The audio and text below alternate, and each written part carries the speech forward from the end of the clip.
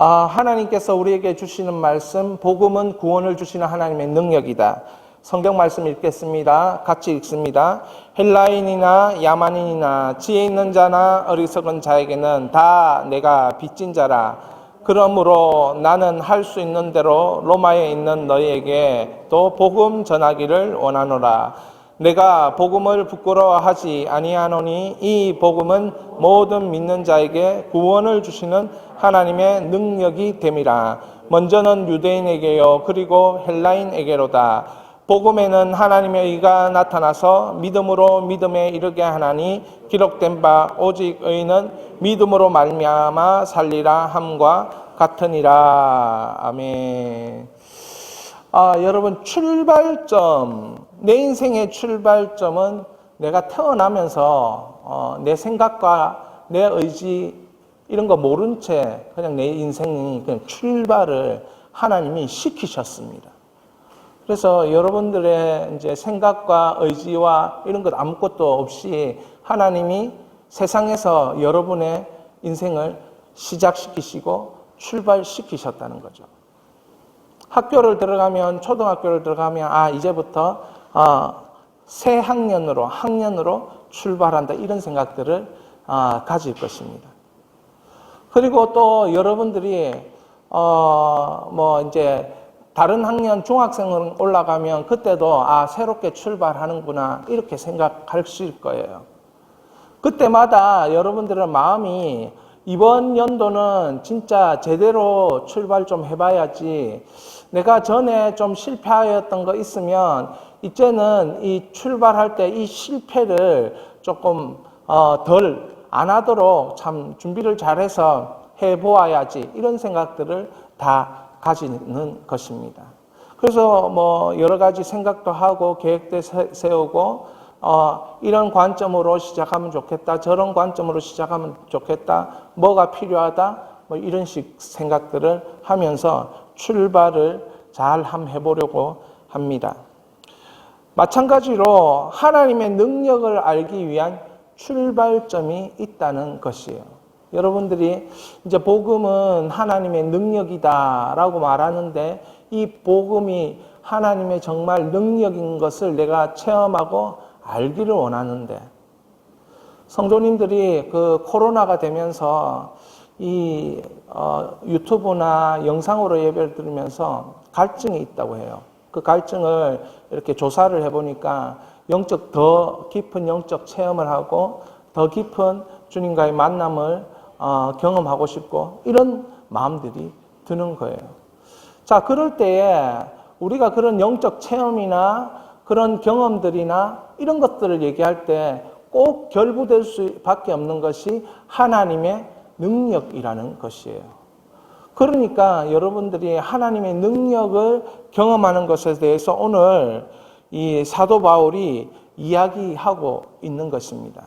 그러면 그 능력을 내가 어떻게 나의 삶에서 이해하고 깨닫고 실천하고 이런 것들을 해볼 수 있을까? 오늘 그 고민을 가지고 이 설교가 여러분에게 들릴 수 있기를 축원합니다.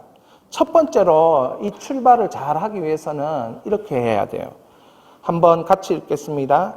자기 인식이 구원을 주시는 하나님 능력을 깨닫는 출발점이다. 여러분의 인식이 어떠하냐에 따라서 달라지는 것이에요. 근데 세상에 대한 인식을 가져야 된다. 하나님 능력을 알려면 그렇게 시작하면 안 된다는 거죠. 여러분, 세상에 대한 인식을 갖고 하나님의 능력을 경험하려고 하면 여러분은 무엇을 생각하겠습니까? 세상에서 일 잘 풀리는 거, 그것 자꾸 생각할 거예요. 그러니까 그 출발점을 세상에서 어떻게 하나님의 능력이 나타날까, 이걸로 출발하면 안 된다는 거예요. 여러분, 하나님의 능력을 알고 싶으면 어디에서 출발해야 된다? 자기 인식에서 출발해야 구원을 주시는 하나님의 능력을 자기 인식에서 출발해야 된다는 거예요. 여러분, 궁금할 것입니다. 아니, 삶에서 관계 있는 복음이 되어야 되지 않겠냐? 내 인생에서 관계된 복음이 되어야 되지 않겠냐? 이런 생각을 가질 거예요. 맞아요. 그런 생각이 가지는 게 당연하고 그렇게 발전해야 돼요. 그러나 그거는 과정이지 출발점이 아닌 거예요. 그러니까 출발점이 어딘지를 여러분 아셔야 되는 것입니다. 물론 복음의 출발점은 하나님으로부터 출발하지만 인간인 우리가, 하나님의 피조물인 우리가 이 복음을 깨닫기 위해서는 자기 인식이 먼저 필요하다는 것입니다. 14절에 있는 이 사도 바울의 고백처럼 말입니다. 한번 같이 읽겠습니다. 헬라인이나 야만인이나 지혜 있는 자나 어리석은 자에게 다 내가 빚진 자라. 여러분, 이 말 속에서 우리에게 와닿는 게 다 내가 빚진 자라.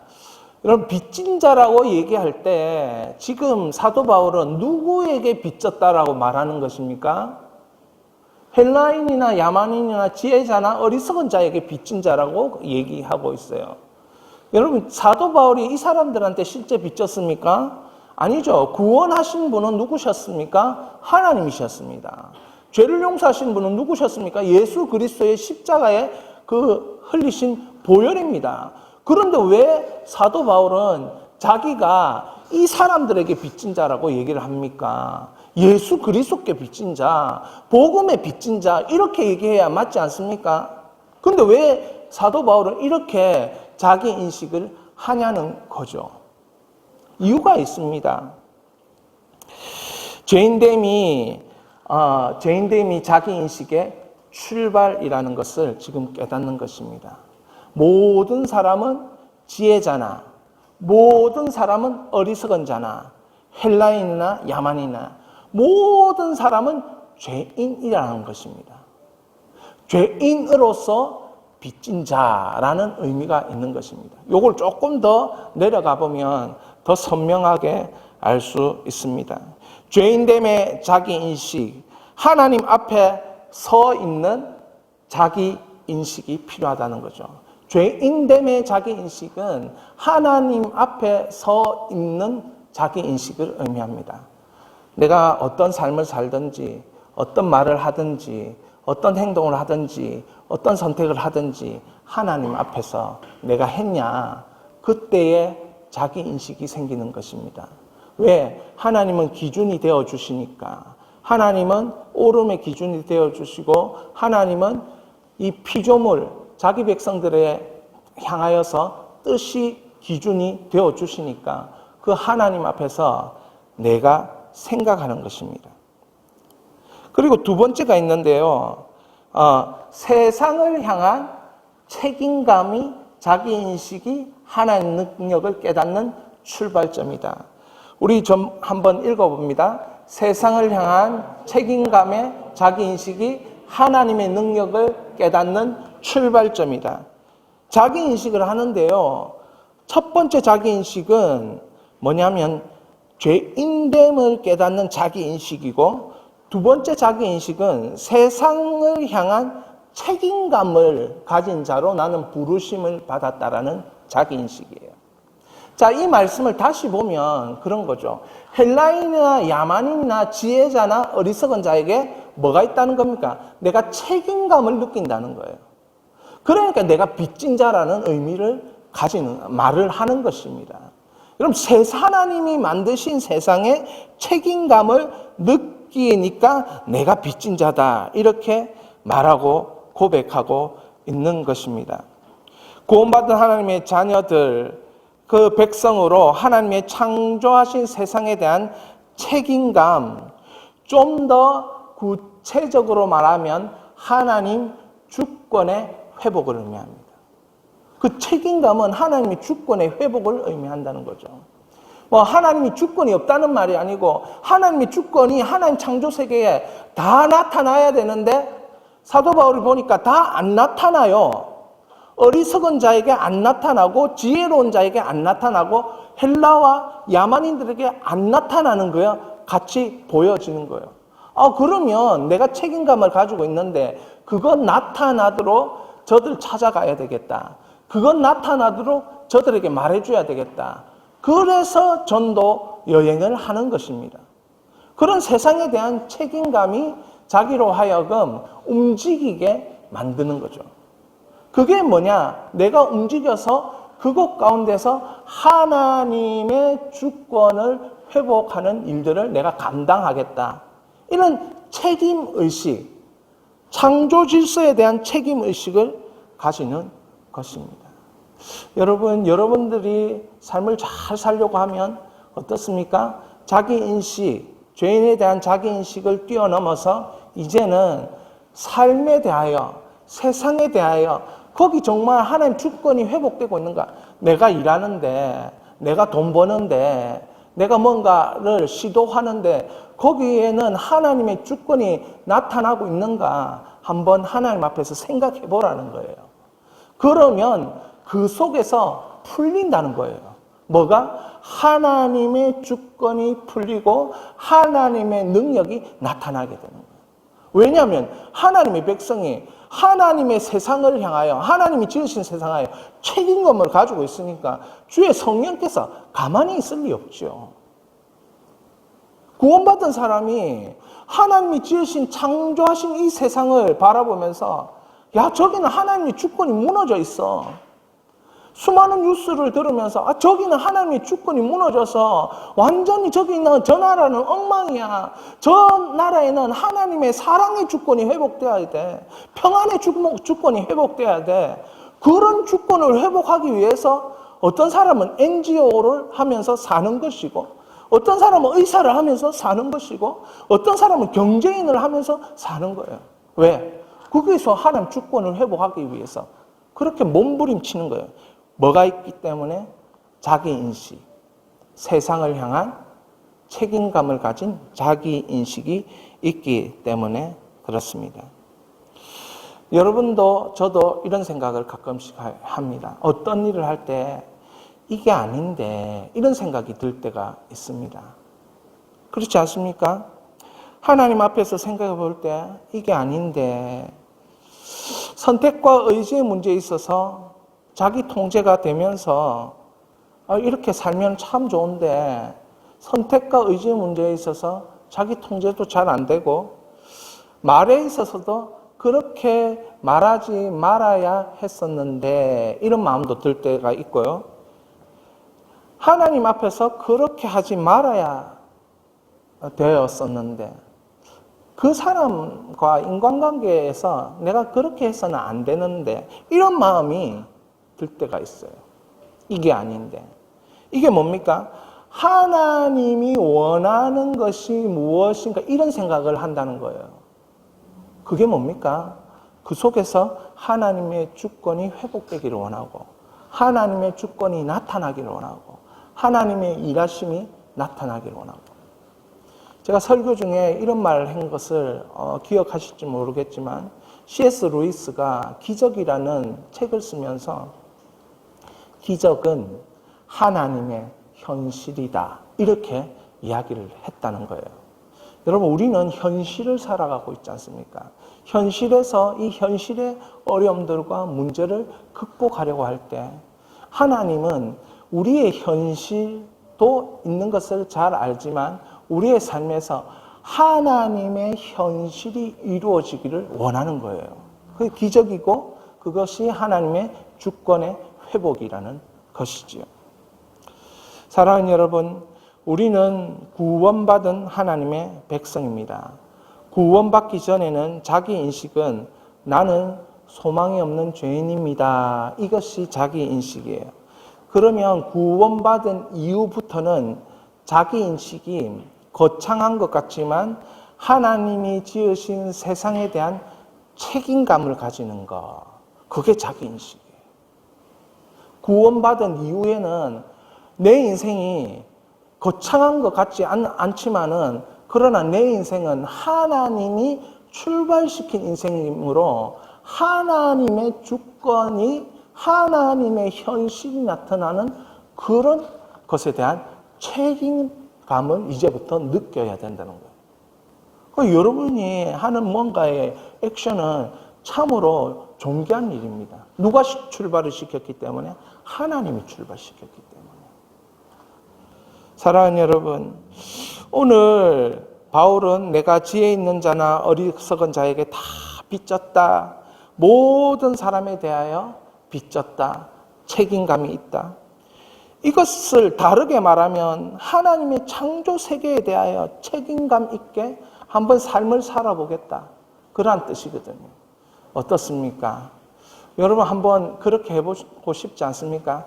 하나님이 지으신 세상에서 참 하나님의 그 창조 질서와 그 하나님의 왕 대신 주권을 회복하면서 그곳에 내가 현실 가운데 살아가는 것이 아니고 하나님의 현실이 나타나는 그 기적의 현장을 내가 살아보고 싶은 마음 없습니까? 그거에 대한 책임감이 있으니까 내가 실제로는 십자가에 빚진 자고 예수께 빚진 자지만 이 사람들, 헬라인, 야만인, 제 어리석은 자, 이 사람들한테 빚진 자라고 얘기를 하는 거예요. 할렐루야. 참 저는 이런 점에서 우리가 너무 사도 바울을 본받고 참 존경해야 된다는 생각이 듭니다. 우리가 깨달을 수 있기를 바랍니다. 이 부분에 대해서 저는 마지막 부분에 좀 세 번째 대지에서 조금 더 얘기하려고 합니다. 두 번째는 인식이, 어떤 인식이 필요하냐면 하나님의 능력, 구원을 주시는 복음에 대한 인식을 가져야 합니다. 여러분, 하나님의 능력에 대한 인식이 필요하다니까요. 구원에 대한 그 주시는 복음에 대한 인식을 여러분 자기 인식을 했으면 이제 그 자기 인식에서 뛰어넘어서 하나님은 어떤 분인가? 하나님은 복음을 어떻게 얘기하셨는가? 복음은 뭔가? 뭐 이런 것에 대한 인식을 가져야 되는데 존 스토트 목사님이라는 분이 이렇게 얘기했어요. 참 이거 보면서 정말 그렇다. 복음에 대한 이런 인식이 필요하다. 그래야 복음을 생명처럼 걸고 복음으로 사는 게 되는구나. 이런 생각이 듭니다. 같이 읽겠습니다. 복음의 기원은 하나님이다. 복음을 증거해 주는 것은 성경이다. 복음의 내용은 예수 그리스도이다. 복음의 범위는 열방이다. 복음의 목적은 믿음의 순종이다. 복음의 목표는 그리스도의 이름을 존귀케 하는 것이다. 여러분, 우리가 알고 있는 복음에 생명을 한번 걸어봐야 되는데 만약에 이 복음이 있잖아요.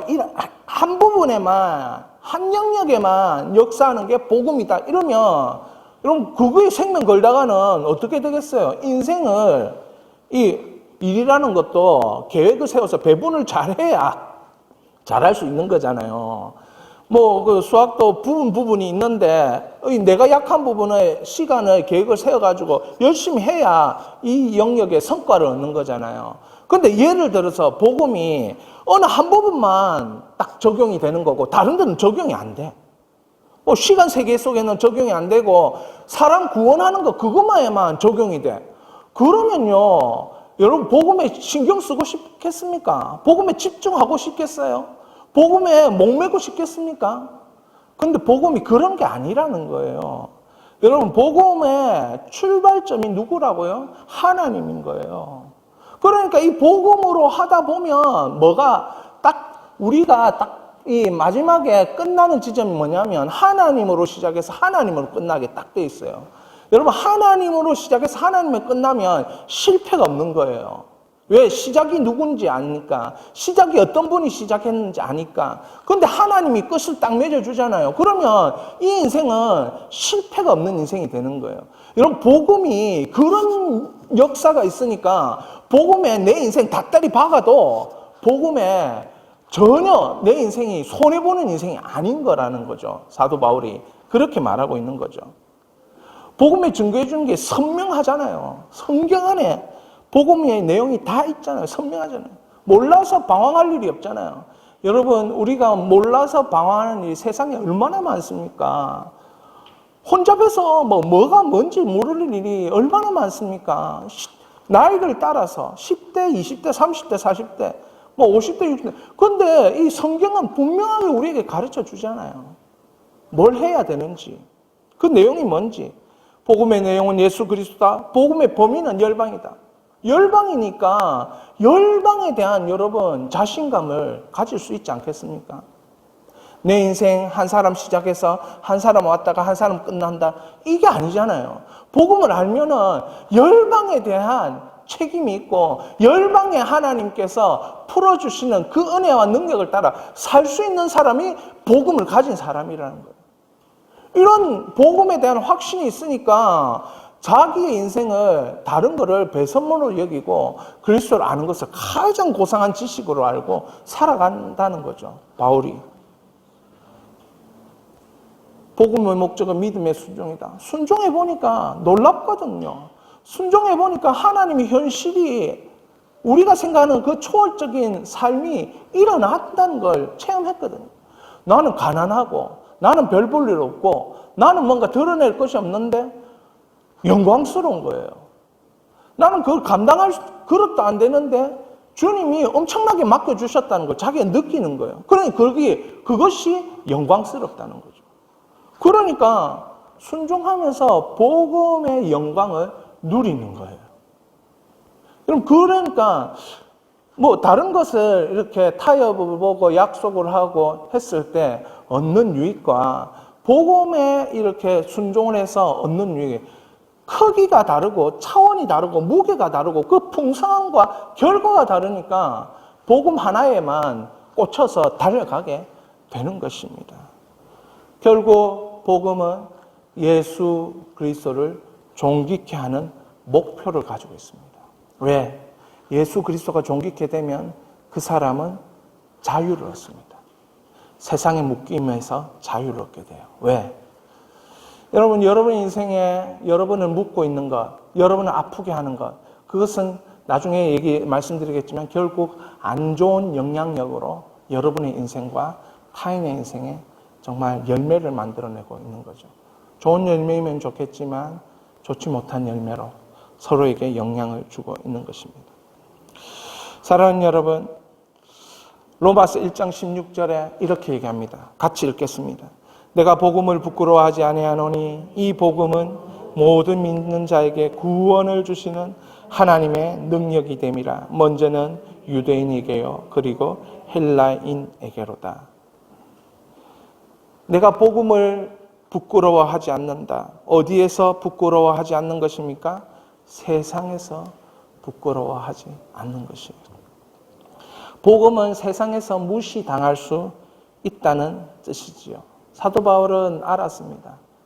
복음이 이렇게 기원과 그 증거와 내용과 범위가 엄청난 것임에도 불구하고 세상에서 복음은 무시당할 수 있고 세상의 조롱거리가 될 수 있다는 걸 알았습니다. 세상이 볼 때 복음은 흠모할 만한 세상적인 관점에서는 없을 수도 있다는 것을 사도 바울은 알았습니다. 그러나 복음, 그것은 모든 인간에게 너무 필요하다. 세상의 관점이 아닌 창조하신 하나님의 관점으로 볼 때, 죄인인 자기 인식의 관점으로 볼 때, 하나님이 지으신 책임 있는 삶의 관점으로 볼 때 이 복음은 측량할 수 없는 하나님의 은혜요, 하나님의 사랑이라는 걸 깨달았습니다. 그런데 생각해 보십시오. 복음은 로마 제국이 죄인으로 취급한 예수 그리스도를 믿으라고 하는 것이에요. 로마에 대한 부담이 사도 바울이 있었을 거예요. 왜냐하면 로마 그 강대국이 십자가에 못 박아 죽인 로마가 말하는 죄인이 예수 그리스도인데 로마가 말하는 죄인을 믿으라고 하니까 어떡합니까? 로마 교회의 성도들이 당황할 수 있죠. 받아들이기 힘들겠죠. 로마 교회 성도님들이 이 예수를 믿게 된다는 것은 로마에 있는 로마 교회 성도들에게 로마 제국이 십자가로 처형한 예수를 믿으라는 것입니다. 복음의 내용, 복음의 본질을 로마 교회의 성도들이 제대로 몰랐다면 로마 제국이 죄인으로 인정한 예수님을 받아들이기 힘들었을 것이에요. 그렇지 않습니까? 만약에 대한민국이 이 예수 그리스도를 죄인으로 못 받고 이 법적으로 이렇게 장치를 해놨다면 우리가 어떻게 따라갈 수 있겠어요? 근데 그런 일들이 일어나는 것을 막는 것이 그리스도인이 하나님의 창조 주권을 회복하는 거예요. 그렇지 않습니까? 어쩌면 그런 예수를 믿는다는 것은 로마 시민들에게 조롱을 받고 멸시를 받는 공격을 받을 수도 있습니다. 이런 로마 시민들 중에서 예수님을 받아들여서 성도가 되었다면 그분들은 틀림없이 복음이신 예수 그리스도를 제대로 알았던 거예요. 본질을 제대로 알았던 거예요. 제대로 예수님을 만났던 것입니다. 로마 시민 하면 이방인들의 흠모의 대상이었습니다. 다른 나라에서는 치외 복권이 적용되는 인물이었습니다. 상당한 수준의 사람들이 로마 시민들이었어요. 그런 그들이 예수님을 받아들였다면 예수님은 세상에서 얻지 못한 것을 그들에게 주는 분임을 깨달았던 것입니다. 세상에서 얻지 못한 로마가 줄 수 없는 것을 그들은 예수님을 통해서 받은 거예요. 할렐루야. 여러분 그런 거 받았습니까? 그러므로 복음을 부끄러워하지 않는다. 이렇게 얘기가 나오는 겁니다. 오히려 로마 교회 성도들은 구원을 주시는 하나님의 능력을 발견하였기에 로마 시민에서 로마 교회의 성도가 된 것입니다. 여러분 복음이 무엇입니까? 복음은 하나님의 능력입니다. 하나님의 능력이 무엇입니까? 구원을 주시는 하나님의 능력이라고 로마서 1장 16절에는 말하고 있어요. 여러분 구원, 그러니까 결국 하나님의 능력은 구원인 것입니다. 구원. 예수 그리스도로 말미암아 구원받는다. 여러분 구원이 뭡니까? 세상에서 기독교 구원을 설명을 한다면 어떻게 이해할 수 있겠습니까? 물속에 빠진 사람을 물 밖으로 건져내는 것을 구원이라고 말할 수 있겠죠. 중병에 걸렸는데 그 중병을 의사가 고쳤다면 그 사람은 구원받았다 말할 수 있겠죠. 큰 어려움을 빠졌는데 어떤 분의 도움으로 이렇게 그 어려움에서 벗어났다. 그러면 구원받은 상태인 것이에요.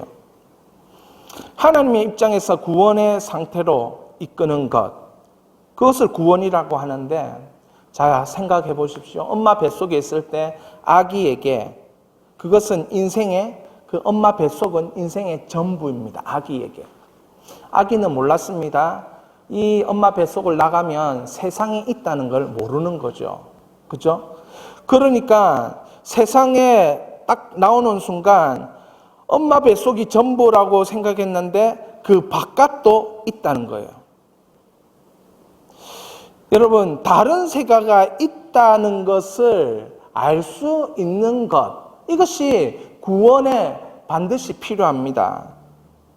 하루살이는 내일이라는 시간 세계를 모르는 것이에요. 설명해 주어도 이해할 수 없습니다. 그러니까 어느 날 하루살이가 열심히 놀다가 메뚜기가 찾아와서 내일 우리 다시 만나서 다시 놀자 이렇게 얘기를 했는데 하루살이가 뭐라고 얘기한 거예요? 내일이 뭐냐고. 하루살이 메뚜기는 그때 내일이 있는데 내일을 모르느냐고. 내일이 얼마나 재밌게 놀 수 있는데 내일 다시 우리 만나자면서 그렇게 얘기했는데 하루살이가 내일이 뭐냐고. 내일을 나는 잘 모르겠다고. 내일을 좀 가르쳐 달라고. 그러면서 일을 하는 겁니다. 내일을 위해서. 사랑하는 여러분, 이게 무슨 말입니까? 믿음이 없이는 이 구원해 주시는 하나님의 능력을 모르면 이것을 이해할 수 없어요. 그 다음 세상이 있다는 걸 모르는 것이에요. 사람이 죽고 난 후 영원한 세계에 대한 이해를 할 수 없는 것입니다. 왜냐하면 믿음이 없기 때문에. 그것을 이해시킬 수 있는 유일한 길은 믿음이에요. 믿음 생겨야 이해할 수 있는데 로마서 3장 25절 같이 읽겠습니다. 이 예수를 하나님이 그 피로써 믿음으로 말미암는 화목제물 세우셨으니 이는 하나님께서 길이 참으시는 중에 전에 지은 죄를 간과하심으로 자기의 의로우심을 나타내려 하심이니. 여러분 여기 보면 그의 피로써 믿음으로예요. 여러분 예수 피가 우리에게 선물한 것은 믿음입니다.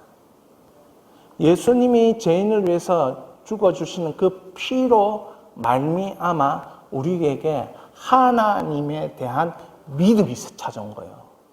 믿음이 생긴 거예요. 예수 피, 예수 보혈 이렇게 얘기하는 겁니다.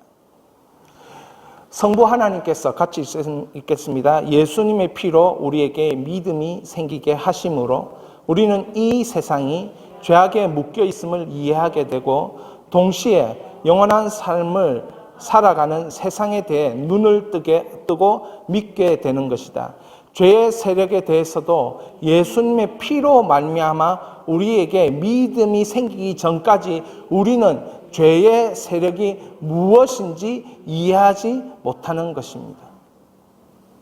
세상에 불의, 추악, 탐욕, 악의가 있어요. 그건 큰 죄의 세력이에요. 근데 여러분이 믿음 생기기 전까지는 예수 피로 말미암아 믿음 생기기 전까지는 그게 나쁜 것이라는 걸 몰랐다는 거예요. 그게 죄악이라는 걸 몰랐다는 거예요. 우리는 끊을래야 끊을 수 없는 판단과 정죄의 쇠사슬로 묶여서 살아가고 있어요. 우리는 끊임없이 옳고 그름을 판단해야 돼요. 그게 우리 안에 그 사람에 대해 옳고 그름을 판단하면서 정죄하게 되는 것이고 그 사람이 잘못한 것에 대해서 죄인임을 우리가 판결하는 그게 이 선악을 먹은 것에 대한 결과예요. 그래서 우리에게는 끊임없는 악순환이 되고 있어요. 바로 이런 것이에요. 죄가 삶의 세력을 가지고 이 세력이 나를 주장하게 돼 있어요. 이게 내가 저지른 죄든 타인이 저지른 죄 때문에 내가 피해를 입든 똑같은 상황이에요. 내가 죄를 저지르면 그 죄가 세력이 돼서 내 삶을 주장해요. 내 생각을 주장해요. 내 행동을 주장해요. 그게 삶이 되죠. 그리고 그 삶이 결국에는 다른 사람에게 영향을 줘요. 이게 악순환의 고리로 계속 돌아가는 거예요. 여러분 인생에. 이걸 끊어버리는 게 뭐냐면 예수 보혈인 거예요. 그런데 타인이 여러분에게 죄를 지으면 어떻게 됩니까? 타인이 만약에 타인이 여러분에게 사기를 쳤다. 물질적인 사기를 쳤다. 그러면 어떻게 되겠어요? 그 사기 친 거에 대해서 밤잠이 안 오는 거예요. 그 돈 받아내야 되는데. 무슨 말인지 이해가 갑니까? 제가 알고 있는 어떤 분도 그런데 한번 걸려서 준다 말하는데 계속 못 받으니까 어떻게 됩니까? 밤에 잠이 안 온대요. 그래서 저하고 상담도 하고 기도도 하고 막 그렇게 했는데 풀리지 않잖아요. 그 현실적으로 나타날 때까지 안 풀리잖아요. 그러니까 그게 삶을 뭡니까? 세력이 돼서 자기의 삶을 확 부잖아요. 그게 얼굴에 뭡니까? 항상 어두워져 있어요. 그게 뭡니까? 죄의 세력이 자기를 주장하는 것이에요. 타인이 나에게 죄를 저질러도 내가 그렇게 되는 것이에요. 그러니까 어떻게 됩니까? 삶이 우울해질 수밖에 없죠. 그럼 그 우울한 삶을 살면서 다른 사람에게 나가고 일을 하고 하니까 어떻겠어요? 결과가 좋을 수가 없죠. 타인이 나에게 죄를 저질러도 그래서. 그러니까 예수 그리스도를 타인에게 전하는 거예요. 죄인인 줄 좀 알아라고. 죄인인 줄 모르잖아요, 전부 다. 자기가 얼마나 큰 죄인인지 모르니까 그런 일들을 하는 거예요. 다른 사람은 아파가지고 죽겠는데 다른 사람은 그것 그림자 때문에 일이 막 통제받아가지고 너무 괴로운데 눈만 뜨면 괴롭고 눈만 깔으면 괴로운데 그거 모르는 거예요. 그러니까 예수 피를 전해가지고 복음을 전해가지고 내 죄인에 대한 자기 인식을 하게 만들어야 된다는 거죠. 그래야 그 사람이 소망이 있습니다. 세상에 대한 책임감을 가지고 눈을 다시 뜨게 되는 거예요. 자, 그래서 이 악순환의 고리가 끊어지는 것이 하나님의 구원의 능력이에요. 하나님의 구원의 능력. 죄로부터의 자유. 같이 읽겠습니다. 죄로부터의 자유, 심판으로부터의 자유, 죽음으로부터의 자유. 이건 무슨 말입니까? 죄의 결과로부터의 자유, 죄의 영향력으로부터의 자유, 심판으로부터의 자유, 심판의 영향력으로부터의 자유, 죽음으로부터의 자유, 죽음의 결과, 죽음의 영향력으로부터의 자유. 이것이 하나님의 구원의 능력이에요. 여러분, 예수님을 묵상하고 예수님을 따라 살고 예수님의 가르침을 받으면 이것을 좀 더 실제적으로 여러분들이 경험할 수 있는 저만의 노하우와 방법이 있는데요. 알고 싶습니까? 자, 한번 가르쳐 드리도록 하겠습니다. 이미 다 알고 있는 건데 제가 아는 체를 좀 하는 겁니다. 여러분들, 찬송을 계속 부르든지 유튜브를 틀어놓고 찬양을 계속 하고 있어요. 저는 얼마 전부터 찬송가를 하루에 10장씩 부르는데요. 찬송가 중에 우리가 모르는 게 참 많아요. 참 그 곡조에 그렇게 부른다는 것은 진짜 신기한 일이다, 이런 생각이 들 때가 있는데, 예수님이 오신 것을 기쁜데 이거를 너무 어둡게 불러요. 그런데 가사는 좋아. 그러니까 너무 어두워. 예수님이 오셔서 기쁜데 뭐 기쁘다 구주 오셨네 이렇게 해야 되는데 그렇게 하지 않고 굉장히 어둡게 불러가지고 예수님이 오셔서 기쁜데 우울해. 그런데 가사를 보면 그 가사가 성경에 있는 말씀이고 하나님께서 우리에게 하시는 거예요. 예수님을 체험하고 싶다면 그런 곡조 있는 찬양을 통해서 여러분들이 한 곡 가지고 안 되고 2번, 3번, 4번, 5번 계속 안 불러. 그리고 기도를 하면 거기서 오는 말할 수 없는 기쁨과 평안과 감사가 넘칠 것입니다. 죄의 문제가 해결되면 영원한 천국이고 죄의 문제가 해결되지 못하면 영원한 지옥입니다. 하나님의 능력을 받지 못하면, 구원의 능력을 체험하지 못하면, 예수 피를 체험하지 못하면 여러분 죽음의 문제를 해결하지 못하고 심판의 문제를 해결하지 못하고 영향력이 끊어지지 않고 악한 영향력으로 계속 나는 이 세상에서 눌려 살면서 인생을 종치는 거예요. 그러니까 구원에 대한 이 복음의 인식을 여러분들이 새롭게 가질 수 있기를 바랍니다. 하나님은 능력입니다. 하나님은 풀어주시는 능력, 끊어주시는 능력, 치유하시는 능력, 회복시키시는 능력으로 우리를 주장하고 계심을 믿고 여러분이 여러분의 입술로 예수 그리스도를 찬양할 수 있기를 바랍니다. 세 번째, 마지막, 하나님이 창조한 세상을 향해 책임감을 가지면 하나님의 능력이 나타난다. 여러분, 하나님의 능력을 보고 싶지 않습니까? 하나님 능력이, 하나님의 현실이 나의 삶이 되는 게 너무 정말 기대가 되고 기다려지지 않습니까? 그렇게 하려면 새로운 책임감이 필요하다는 거예요.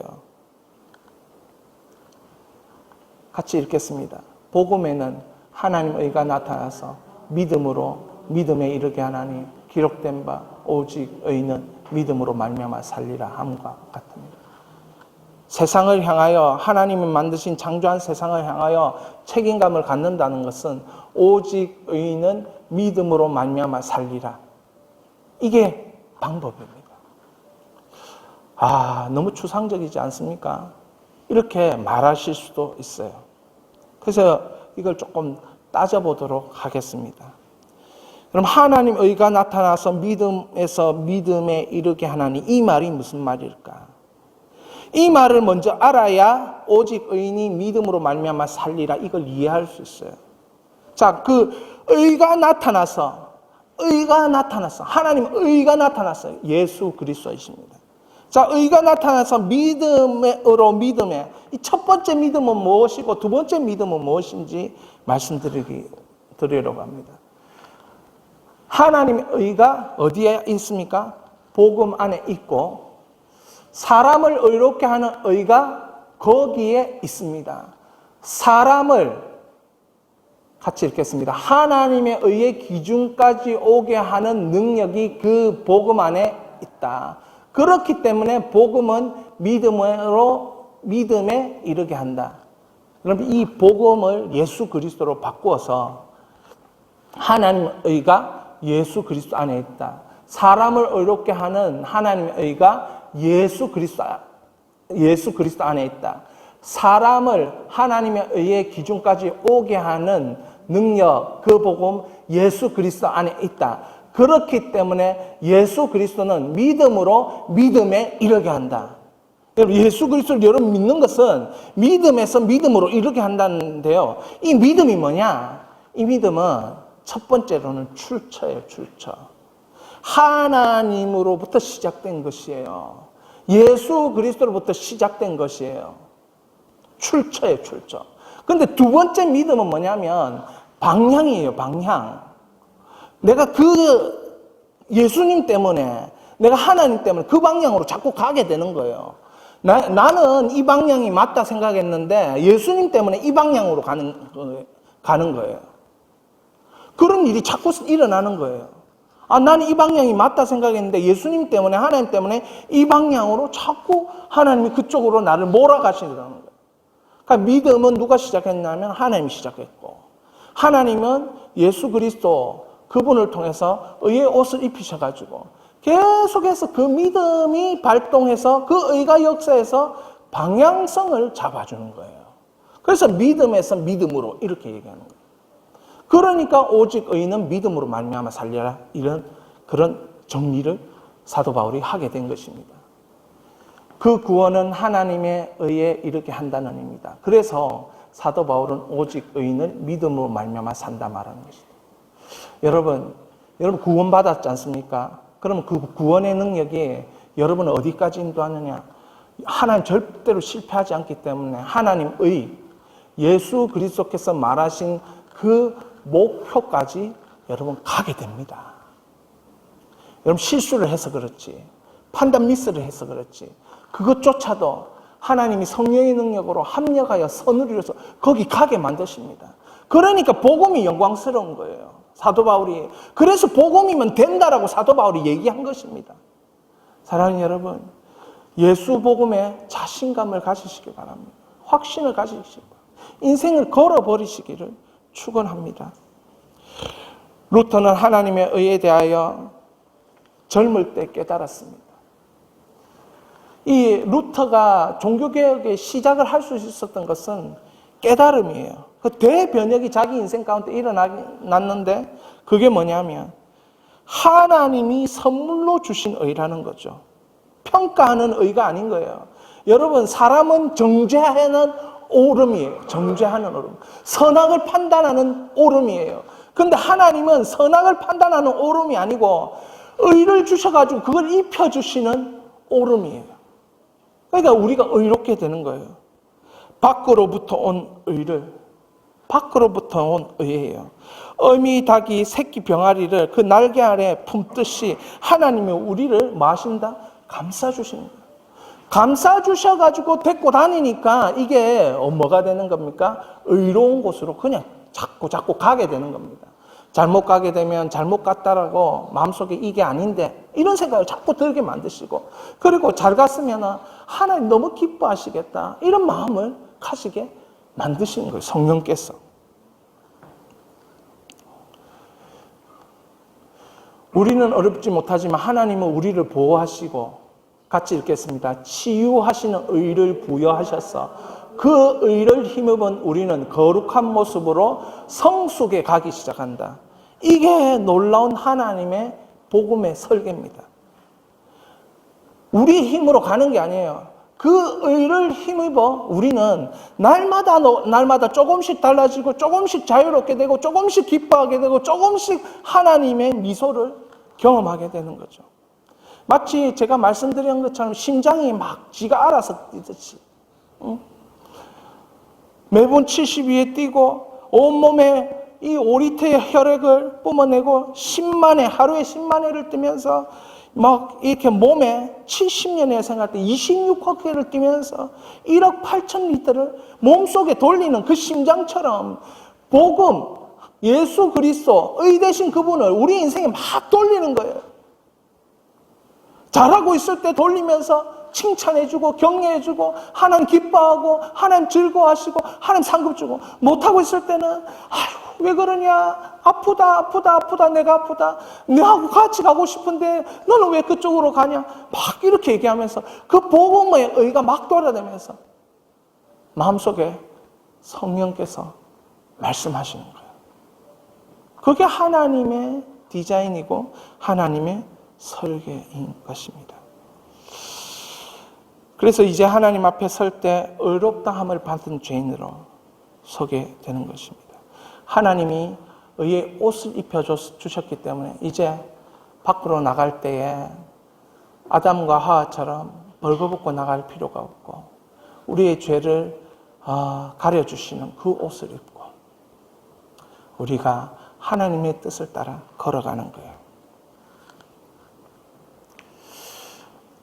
제가 얼마 전에 저는 두 용성을 아는데, 첫 번째 용성은 최용성 집사님이고, 두 번째 용성은 제가 대학부 때 같이 했던 이용성인데, 이 이용성 형제가 이제 42이 됐어요. 42이 됐는데 꼭 내를 우리 경진 형제하고 용성 형제랑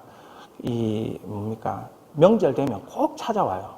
꼭 찾아와서 밥 한 그릇 사주고 이렇게 얘기를 쭉 하는데, 이용성 이제 41살이니까 집사님이죠. 집사님. 아이가 2명 있는 아빠인데, 이제 이 아이를 유치원에 첫째 아이를 등원시키는 일을 매일 합니다. 근데 이제 교회에서도 가깝고 집에서도 유치원이 가까워요. 그래서 유치원에 등원시키려면 꼭 이 교회를 지나치는 거예요. 그래서 항상 교회를 지나치면서 이제 말씀이, 누구의 간증이 생각나는 거예요.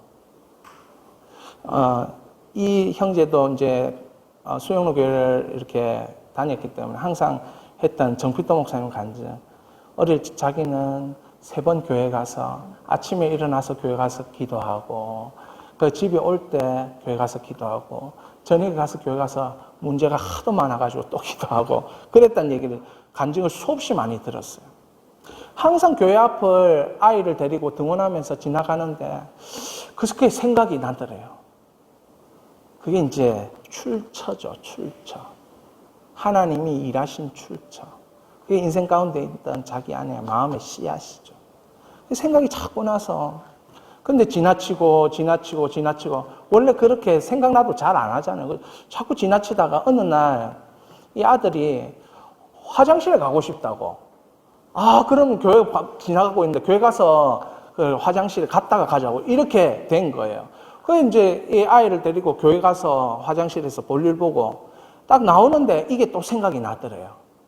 생각이 나면서 별로 늦지도 않네.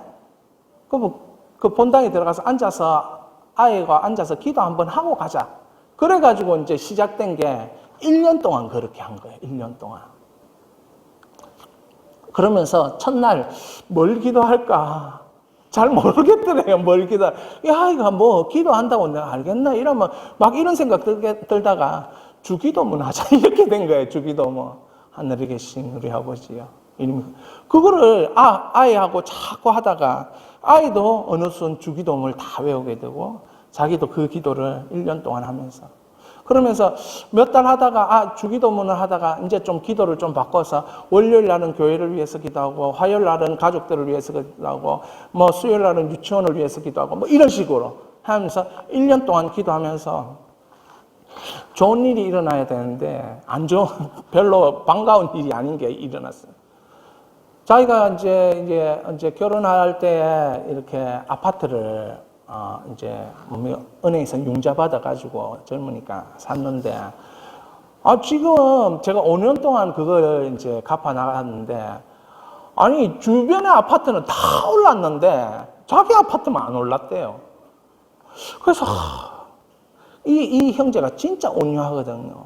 뭐 성질 내거나 이런 게. 그래서 하나님께 가만히, 이게 무슨 일이고 하면서 가만히 침묵을 가지고 가만히 생각해 봤대요. 그러면서 이 형제가 하는 생각이, 야, 근데 뭐 주변 다 오르고 나는 5년 동안, 이거 10년 동안 갚아야 되는데 열심히 갚아도 그래, 하나님 뜻이 있겠지. 하나님 인도하심이 있겠지. 옛날 같으면 이게 분노, 마음속에 끌어오는 뭐가 있었는데 그런 마음 없이. 그러면서 자기 신앙이 참 성숙되어 간다라 이렇게 말하는 거예요. 제가 그걸 보면서 아, 믿음에서 믿음으로 이해가 되는 거죠. 우리가 시작을 믿음으로 했잖아요. 시작을. 하나님이 출발시켰잖아요. 그런데 우리는 하나님이 시작시키신 것에 대해서 자꾸 우리 힘으로 끝을 맺으려 하고 우리 힘으로 뭔가를 자꾸 하려는 거예요. 그렇게 하지 마라. 하나님은 말씀을 통해서 우리에게 가르쳐주고 있습니다. 믿음으로 시작했으면 믿음의 방향으로 끝까지 가라 말하는 거죠. 여러분 거기에 보면 마지막에 바인더의 마지막에 보면 제가 뭘 하나 올려놓은 것이 있습니다. 62페이지입니다. 62페이지에 보면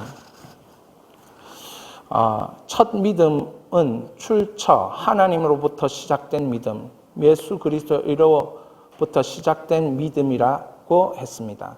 두 번째 믿음은 방향이라고 했습니다.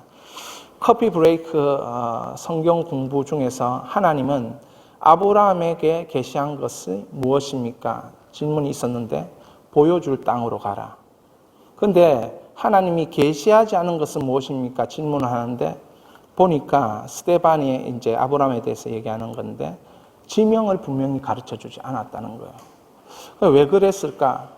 하나님을 분명한 지명을 가르쳐 주었으면 하나님 바라보지 않고 그 땅만 바라보고 갔을 것이라. 하나님 바라보고 가게 하려고 분명한 지명을 가르쳐 주지 않았을 것이다. 우리 소망자매 그렇게 얘기하는 거예요. 거기에 정답이 있는 거예요. 방향이구나. 하나님은 우리의 영혼의 약함을 아시고 미리 우리에게 가장 좋은 것을 주시는구나 깨달아지는 거죠. 만약에 목적지를 하나님이 가르쳐 줬다면 목적지만 바라보고만 갔을 거예요. 그런데 목적지를 안 가르쳐 주고 내가 너에게 지시할 땅으로 가라. 그러니까 그 목적지가 어디예요? 하면서 하나님만 바라보고 가는 거예요. 하나님은 뭐 하고 싶으길 원합니까? 그 방향을 따라서 동행하고 싶은 것이죠. 그 방향을 따라서. 목적지에 골인했어. 박수 치면서 이제 다 끝났어. 이게 아니고 하나님은 내가 가라고 하는 땅은 분명히 있는데 내 목표는 있는데 근데 그 목표까지 나와 동행하면서 가는 게 그게 너의 삶이야. 그게 복음이야. 가르쳐 주는 거야. 이게 보통 게 아니고구나. 이게. 그러니까 하나님이 우리를 하나님의 설계와 디자인으로 쉬지 않고 성령으로 말씀으로 이 충만함으로 동행하셔 주시는구나 깨닫게 된 것입니다. 하나님의 방향을 따라가는 것, 하나님이 지으신 세상을 향한 책임감이라고 저는 정리하고 싶습니다. 그게 하나님의 방향입니다. 여러분, 분명한 목적지는 모르지만 하나님을 바라보는 방향으로 가고 있습니다. 다시 묻습니다. 분명한 목적지를 모르지만 이 하나님이 창조한 세계에 대한 책임감을 가지고 가고 있습니까? 묻습니다. 우리가 진짜 해야 되는 게 뭐냐? 하나님의 능력을 깨닫고 싶다면 하나님을 바라보는 방향으로 가십시오. 하나님의 능력을 진짜 한번 체험해 보고 싶다면 하나님이 지으신 세상에 책임감을 한번 가져보십시오. 나에 대한 책임감, 나의 삶에 대한 책임감, 이웃에 대한 책임감, 일터에 대한 책임감, 이 책임감을 한번 가져보시기를 축원합니다.